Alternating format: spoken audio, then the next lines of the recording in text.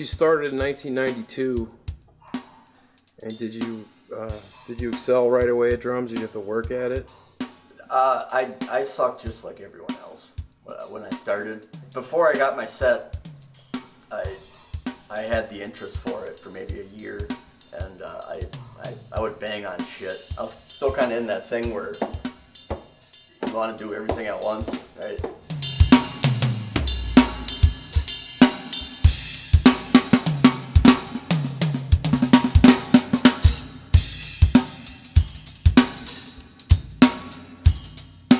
When did you join a band for the first time? I joined my first band in 2000. It was Mongo 7. The guitar player went to Peshtigo. He was years older than I was, so I didn't know him. But he heard through another kid who went to school that I was a good drummer and came to check me out. That was kind of my first exposure publicly. That was a lot of fun.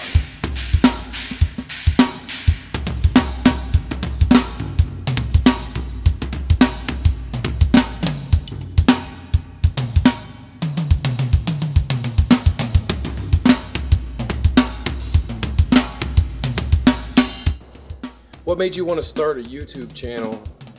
I started in 2012. I don't think I even watched YouTube until maybe 2010, once I actually went and checked it out. And I watched a lot of drum videos, and these fucking commenters just destroy these people. And I thought, man, I don't think I could ever post my shit on there. Definitely didn't think I'd get the response I got off of that, that's for sure. Got a lot of good comments, a lot of thumbs up. You know, I do get my occasional shit posts from people. I'm still very shocked at the response I get.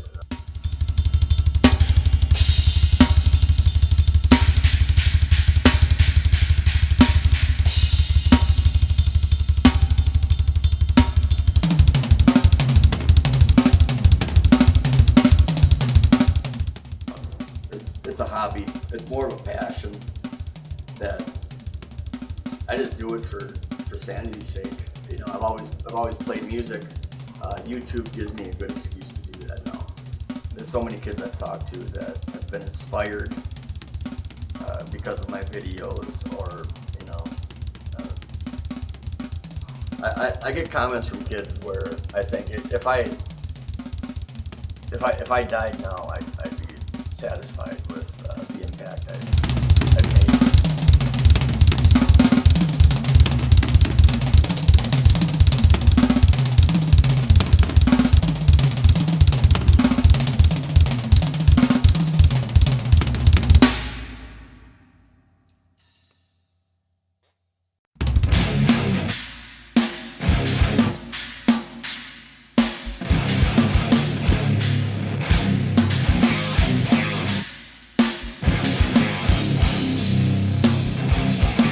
I've had a lot of instances where, you know, like drum heroes of mine have seen my shit, or just bands that I like, you know. Who's contacted you?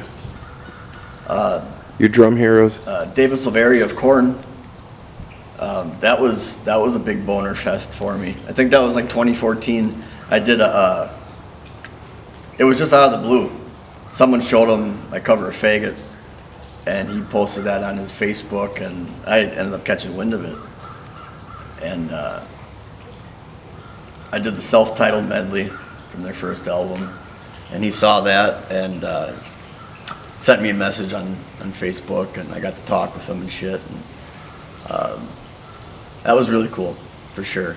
And there was a lot of videos that I did for Korn, and he seemed to be all appreciative of them, and would share them on his Facebook, and you know, that was a big thing for me. Yeah, because I've noticed that some of the drummers that you are interpreting, you actually have more views than them on their own personal videos they do of themselves playing. At times, yeah, for sure. I know that there's a video you have of a Slipknot song, Jay Weinberg, right? Yeah. And you've got 356,000 views, and then the version of him playing that song live only has 80,000 views. Yeah? No shit. And so you're actually a little more successful than some of your heroes. I remember right when the negative one came out, a few days later I did the song and I uploaded it, and this one I had like 7,000 subscribers, and it took years just to get to that. And you know, usually I'd upload a video, next day it would have like, you know, maybe 1,000, a couple thousand views, you know. And I remember waking up the next day and it had like 8,000. And I was like, oh shit. And a couple hours later I look and it's at like 30,000.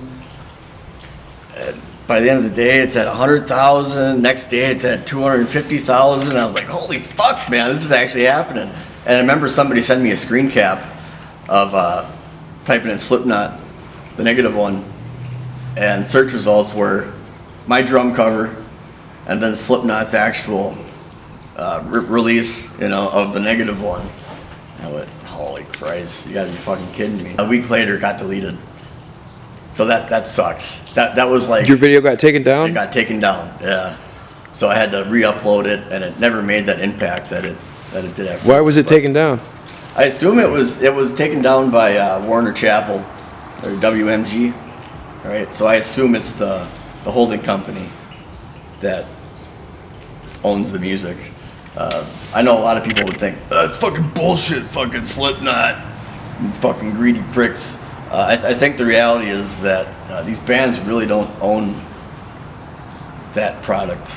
You know, they made it, but it belongs to a holding company, and they have control of it. And assume that I must have been capitalizing on that, and you know, no hard feelings. You've been contacted by, you know, your drum heroes, you know, talking about your playing. Have you had any contacts from any bands asking you to join? Famous bands? Yeah, I did get one. Well, I've had a bunch of bands ask if I want to play. I mean, I get that a lot. But as far as established, kind of like household name, yeah, I had one for sure. How'd that play out? I basically ended up declining because, you know, I live in a small town. I live in a small world. I got a family. I want to, if I'm going to go and live my dream, I want to make sure that you know, everything's taken care of here. And I wasn't too confident on that. So it was basically that there wasn't enough money in it. Pretty much, yeah. And again, it would be amazing to travel the world and see everything and have everything taken care of, but be a different story if it was just me. You know, I got kids and a wife that I care for, and I can't imagine doing that and then coming home and you don't have a house anymore. And I think the bad would outweigh the good. For most circumstances, unless, you know, you're a really big band, you know, you've been established and you got a lot of fucking energy behind you. There doesn't seem to be much money in music. Are you happy this is happening now, or would you have preferred that it happened when you were 21 years old? And Yeah, well, yeah, if circumstances were different,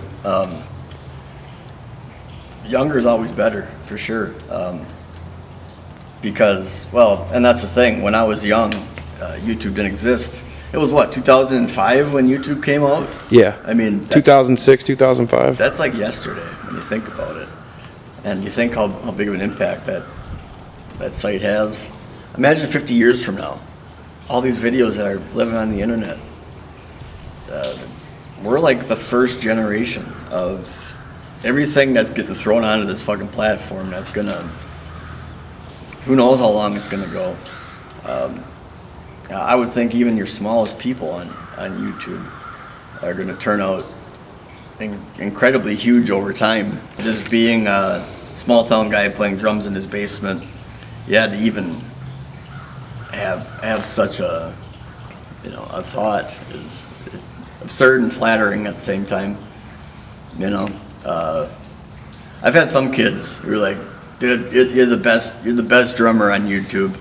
Well, here's the thing: you go on any drummer YouTube site, and you'll find people who say that, but it's sincere nonetheless. And they'll say, my top 5 drummers are, you know, Joey Jordison, Mike Portnoy, you know, so and so, Josh Steffen, and it's like, dude, don't be like that, man.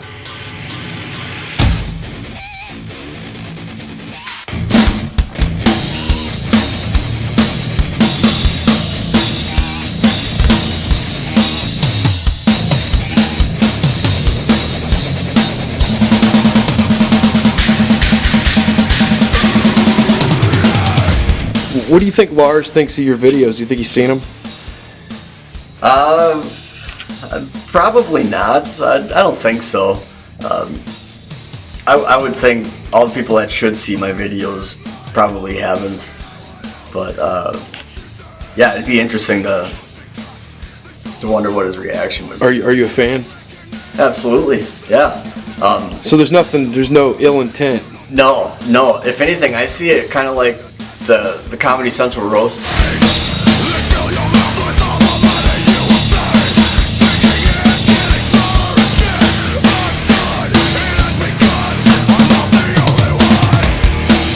Lars is one of the reasons I became a drummer. You know, I think it's probably him, Dave Lombardo, and Keith Moon.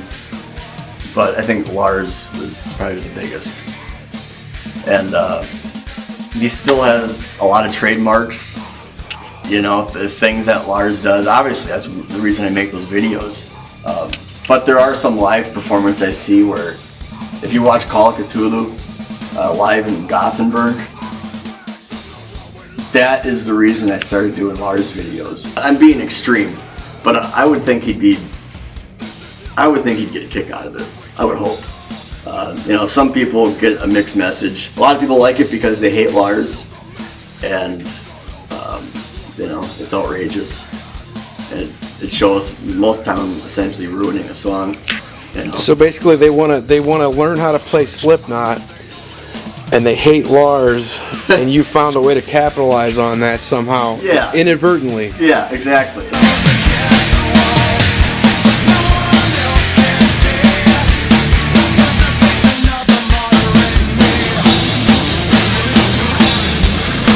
The Lars things are just funny though, because it's the most obnoxious, pompous fucking example of like that Lars Ulrich, you know, he's so careless. Well, because you realize with Lars that he doesn't give a fuck. That's really kind of the whole vibe with Metallica. Yeah. None of them give a fuck if they play well or not. I mean, there's times when Kirk will just play a solo and miss probably 90% of the notes, and then it doesn't even faze him, not one bit. That's what I admire about it, though. I mean, at the same time, it bugs the piss out of me that when I listen to Injustice for All, that album is written in stone.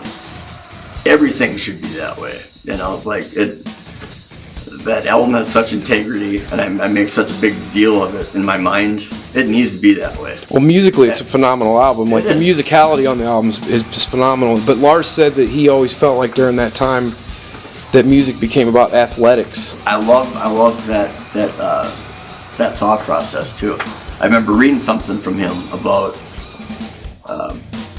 you know, that there's the Dyer's Eve kind of songs that are basically, it's athletics, it's drum Olympics. The ones that he can't play. Yeah, the ones he doesn't play now, and he just totally shortcuts over. And there's a difference between showing off for other drummers and actually making a song that's, you know, kind of worthy. There's good songs, and then there's kind of jacking off on your drum set. Well, there's a point with Metallica where you realize that their albums they're playing better on the album than they can actually play in real life. Yeah. And Justice is one of those albums where you feel like Lars was super maxed out. You can't really hear any errors, but if you really focus on it, there are some mistakes in there. Oh yeah. And honestly, I think there's a lot of cut and paste on Dyer's Eve and stuff. And but he does have that character where he never has been perfect, but A lot of my favorite drummers are never perfect. Well, Lars seems like he's always playing at full capacity. Yeah, for sure. He always seems like he's struggling to play what he's playing.